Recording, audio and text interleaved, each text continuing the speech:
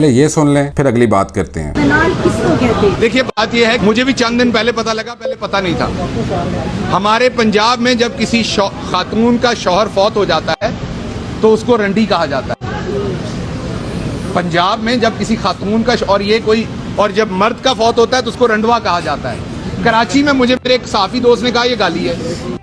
तो बात यह है कि ब्रोकर जो होता है, जिसको अंग्रेजी में ब्रोकर कहते हैं, उसे पंजाबी में दलाल कहते हैं। अब जरा ये सुन लें। टेलीविजन पे आकर दल्ले तू पहले बिकता है, बात करता है, फिर दल्ला है तू, सियासी दल्ला। मेरी मिन्नतें की थी कि नहीं दल्ले।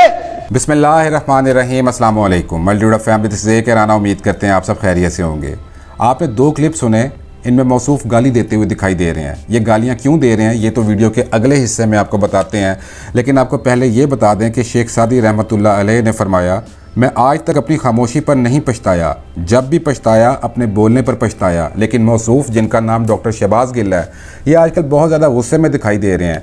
ये मुखालफीन पर और अपनी ही पार्टी के बागी अरकान को गालियाँ दे रहे हैं। किसी को दल्ला कह रहे हैं, किसी को चवल चवलैट कह रहे हैं, अजीब किस्म के ये नामों से उनको पुकार रहे हैं।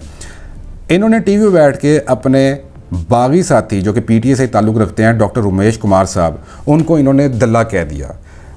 ये प्रोग्राम पूरे पाकिस्तान के अलावा दुनिया भर में देखा जाता है। पाकिस्तान का क्या इमेज गया होगा, उस पर माजत करने की बजाय, शर्मिंदा होने की बजाय, जब एक खातून साफ़ी ने इनसे सवाल किया कि डॉक्टर साहब आप क्या दलाल दलाल कही जाते हैं, तो ये शर्मिंदा नहीं हुए। इन्होंने आगे से एक अजीब मंतक पेश की। इन्होंने कहा कि देखें, ब्रोकर को उर्दू में दलाल कहते हैं। ये बिल्कुल बात ठीक है, इसको अभी हम एक्सप्लेन करते हैं। उसके बाद इन्होंने कहा कि देखें, मुझे अभी रिसेंट पास्ट में चंद दिन पहले पता चला है कि पंजाब में रंडी बेवा को कहते हैं, लेकिन सिंध में इसको गाली समझा जाता है। खातून साफ़ी को चाहिए था कि डॉक्टर शहबाज गिल साहब से ये सवाल करती कि डॉक्टर साहब ठीक बात कह रहे हैं कि ब्रोकर दलाल होता है उर्दू में, लेकिन क्या कभी ऐसा आपने किया कि किसी भी ब्रोकर को आपने ये फ़ोन किया हो कि ओ दल्ले और दलाल यार वो फलाना प्लाट से ट्रांसफ़र करवा दे? बिल्कुल भी नहीं आपने ये कहा, क्योंकि बड़े लेवल पे ब्रॉडर पिक्चर में जो दलाल की डेफिनेशन हम सबको पता है बरसगीर पाको हिंद के अंदर, वो उसको कहा जाता है जो औरतों का धंधा करता है। जैसा कि हीरा मंडी है, वहाँ पे अब तो हीरा मंडी ख़त्म हो चुकी हुई है। जब माजी में वो काम वहाँ पे चलता होता था, धंधा अरूज पे होता था, तो वहाँ पे हर कोठे का एक दलाल होता था। आप वहाँ पे जाते थे, साफ़ा उन्होंने कंधे पे रखा होता था, एक बंदा आता था और वो आपके साथ सौदेबाजी करता था। हाँ जी आ जाएं, आपको चेक करवाते हैं, मतलब जो तवाइफें होती हैं वो आपको दिखाते हैं। उस बंदे को दलाल दल्ला कहा जाता था। तो ब्रोकर को भी उर्दू में दलाल ही कहा जाता है, लेकिन जो आम समझ है, जो बड़ी तादाद में लोग दल्ला समझते हैं, वो उस दल्ले को समझते हैं जो कि ख़वातीन का धंधा करता है। इसी तरह खातून सहाफ़ी को चाहिए था कि डॉक्टर साहब से ये पूछती कि आप जो ये कह रहे हैं कि रंडी बेवा को कहा जाता है, ये बात भी बिल्कुल ठीक है कि रंडी बेवा को भी कहा जाता है और ये गाली भी है। लेकिन क्या डॉक्टर शहबाज गिल साहब, आप किसी के घर जाएं और एक कोई खातून कमरे में आए जो कि बेवा हो, आप ये कह सकते हैं उनको, या कभी आपने उनको ये कहा हाँ रंडी क्या हाल है?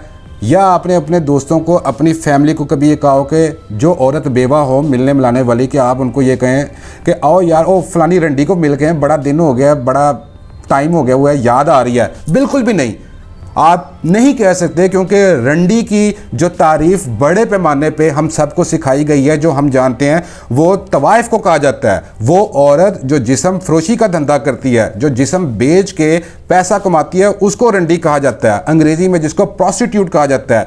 तो आपने ये देखना होता है कि बड़े पैमाने पे अंडरस्टैंडिंग क्या है।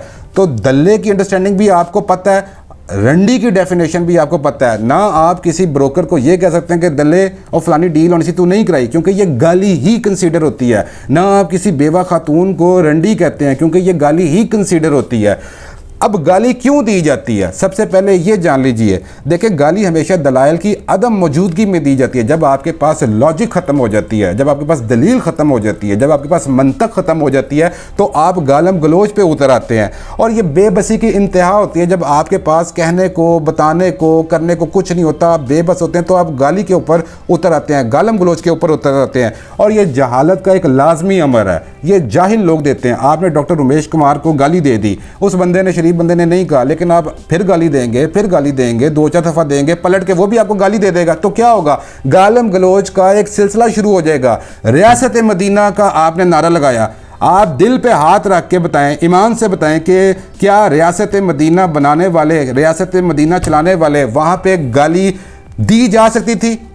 गाली देना मना है, गुनाह है गाली देना। आप कोई उठ के कह देता है कि जी गाली पंजाब का कल्चर है, कोई उठ के ये कह देता है कि जी ये इसका मतलब ये है। आप नज़रिया ज़रूरत के तहत चीज़ों की डेफिनेशन नहीं बदल सकते। मतलब ये है कि हमें ये सिखाया गया है जब से हम पैदा हुए हैं कि उल्लू का पट्ठा ये गाली है, तो कल को अवाम उठ के कह दे कि भाई, किसी को भी कह दो उल्लू के पट्टे क्या हाल है, अगला कहेगा मुझे गाली क्यों दे रहे हो, तो आप कहते हो भाईजान मैंने गाली तो नहीं दी है। देखें, पट्टे का मतलब होता है शागिर्द, तो इसका मतलब यह हुआ कि उल्लू का शागिर्द, गाली तो नहीं दी है, क्योंकि मेरे ख्याल से तो इसका मतलब उल्लू का शागिर्द है।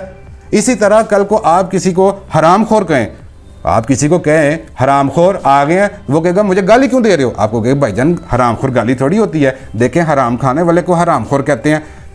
हरामखोर बदतमीजी है, आप नहीं कह सकते किसी को। उल्लू का पट्ठा एक बदतमीजी है, आप नहीं किसी को कह सकते। गलत गलत होता है, सही सही होता है। ये नहीं होता कि अपनी मर्जी के तहत, नजरिया ज़रूरत के तहत आप उसको कहें कि जी मेरा मतलब ये था, मेरी अंडरस्टैंडिंग ये थी, आपकी अंडरस्टैंडिंग कुछ और हो सकती है। ये बिल्कुल इसी तरह है डॉक्टर साहब कि देखें, जब नून लीग के, पीपल्स पार्टी के, बाकी जमातों के बंदे टूट के आपके पास आ रहे थे, जहांगीर तरीन के त्यारे में बैठ के आपके पास आ रहे थे, तो आप लोग क्या कहते थे, विकेट गिर गई।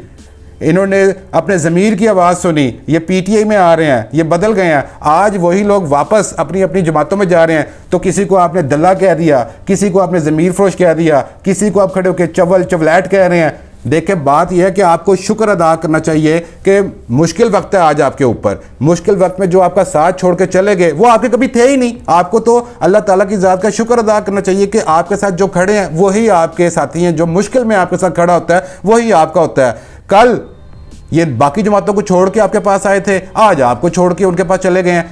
देखें, कल को यही सिलसिला चलता रहेगा। बट सियासत है, सियासत में यही चीज़ होती है, ये सिलसिला बहरहाल बंद होना चाहिए। नज़रियात के ऊपर सियासत होनी चाहिए।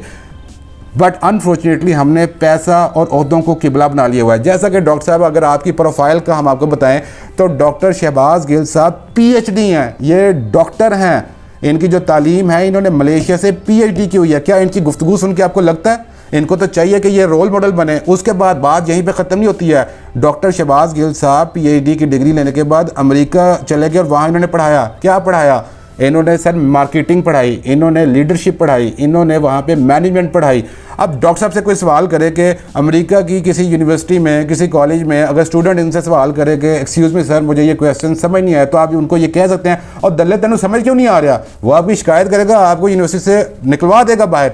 या वहाँ पर अमेरिका में आप फिर रहे हो और कोई बेवा खातून आपके पास आए, आप कह दें हाँ रंडी क्या हाल है, नहीं कह सकते ना, क्योंकि जो चीज़ यहाँ पे गलत है वो वहाँ पे भी गलत है। गलत गलत होता है। आपको चाहिए कि अपनी गुफ्तगू ठीक करें।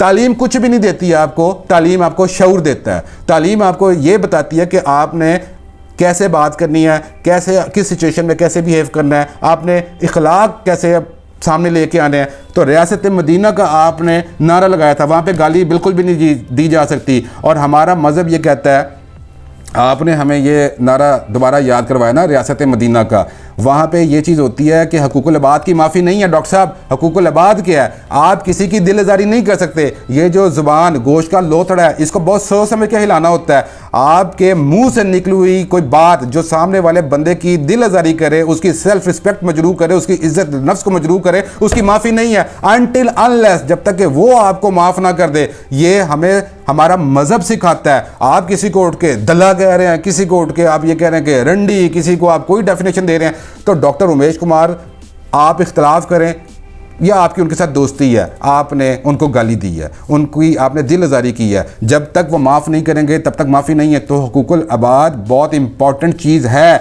आपको ये फ़र्ज़ अदा करने में बहुत मोहतात रहना होगा। आप इमरान खान साहब के मुआविन हैं, आपका बहुत बड़ा रुतबा है, बहुत बड़ा ओहदा है, आपके ऊपर बहुत बड़ी जिम्मेदारी आयद होती है। खुदा का वास्ता है ये गालम गलोच का सिलसिला बंद करें, वरना ये होगा कि जो फॉलोवर जिस पार्टी से बिलोंग करता है, खा वो PTI से करता है, खा वो नून लीग से करता है, खा वो JUIF से करता है, खा वो MQM से करता है, खा वो पीपल्स पार्टी से करता है, काफ लीग से करता है, वो जब ये देखेगा कि उनकी टॉप लीडरशिप गालियाँ दे रही है, डंडे सोटों की बातें कर रही है, शलवारें उतरवाने की बात कर रही है, उनकी गुफ्तगू में रंडी, दल्ला, दलाल, चवल, चवलेट है। तो निचले लेवल पे, अवामी लेवल पे क्या होगा? हर जमात का सपोर्टर दूसरी जमात के सपोर्टर से जब गुफ्तगू करेगा, दलील ख़त्म होगी तो वो गालियाँ देने लग जाएंगे, फिर सामने से गालियाँ आएंगी, फिर दस्तों गिरबान होंगे, यहाँ पे खून बहना शुरू हो जाएगा। मुहज़्ज़िब माशरों में शाइस्तगी से बात होती है, इखलाक का मुजाहरा होता है, आपने अपने इखलाक से मुतासिर करना होता है, डिफरेंस ऑफ ओपिनियन होता है, पर्सनैलिटी क्लैश नहीं होता। अगर आपको सामने वाले की बात से एतराज़, आप कहते हैं कि ठीक है जी आपका नज़रिया मुख्तलिफ है लेकिन मेरा नज़रिया मुख्तलिफ है, आप ना माने अगले की बात, लेकिन शख्सी नफ़रत में मत उतर जाएं कि चूँकि इसने मुझसे इख्तलाफ किया ये बंदा ही फारग है, ऐसा नहीं होता है। तो खुदारा प्लीज़ कौम को कौम बनाने में किरदार अदा करें, हजूम ना बनाएं। अगर आपको वीडियो पसंद आई है तो काइंडली लाइक कीजिए, कमेंट कीजिए, शेयर कीजिए, हमें अपनी दुआ में याद रखें। अल्लाह हाफिज़।